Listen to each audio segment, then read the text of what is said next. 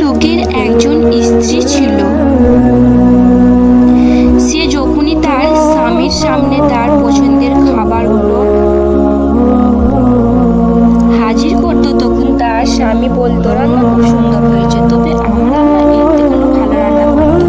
তখন বউটি মুচকি হাসি হেসে বলতো, তার স্বামী তার দিকে তাকিয়ে তার সরল হাসির সামঞ্জস্যপূর্ণ কিছু বুঝি আড়াতো, কিছু বুঝেও বুঝতো না, এড়িয়ে যেত।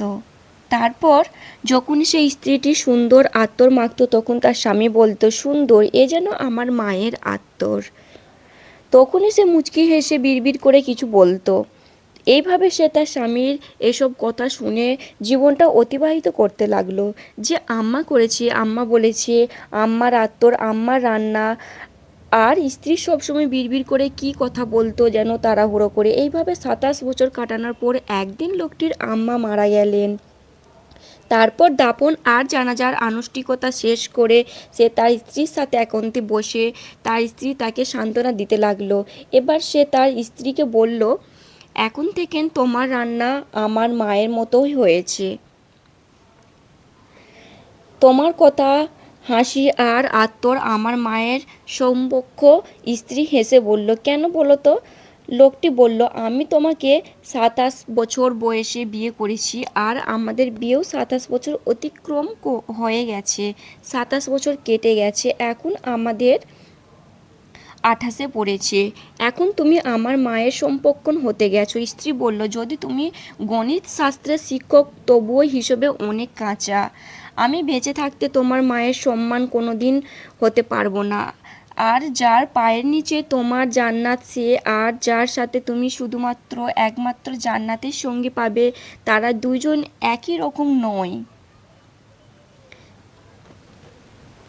সেই জন্য তিনি সবসময় সবার প্রথমে থাকবেন।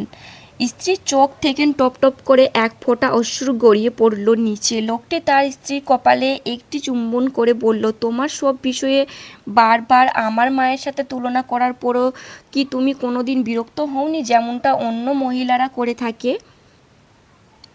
স্ত্রী বলল, না, বরং এর উল্টোটি হয়েছে।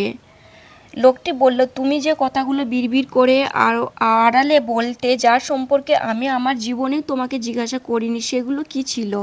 স্ত্রী বলল, তুমি যতবারই তোমার মায়ের কথা মনে করতে আর ওনার সব কাজের সাথে আমাকে তুলনা করতে, তখনই আমি বিড়বিড় করে বলতাম, হে আল্লাহ, আপনি আমার সন্তানের অন্তরে আমার জন্য ভালোবাসার বীজ বপন করে দিন, যেমনভাবে আপনি তার দাদির জন্য তার পিতার অন্তরের ভালোবাসার বীজ বপন করে দিয়েছেন।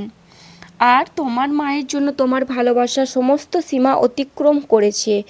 আমি তো তোমার জন্য গর্বিত, কেননা তুমি তোমার মায়ের সন্তুষ্ট হাসিল করতে চেয়ে পেরেছ, আর আমার সন্তানও যেন সেইভাবে আমার সন্তুষ্ট হাসিল করতে পারবে। জানি না কিভাবে পারবে। হে আল্লাহ, আপনি আমাদের এমন মানুষের মাঝে অন্তর্ভুক্ত করুন যারা তাদের পিতামাতার সন্তুষ্ট অর্জন করতে পেরেছে, আর তাদের জীবিত ও মৃত সবাইকে রহম করুন। আমিন।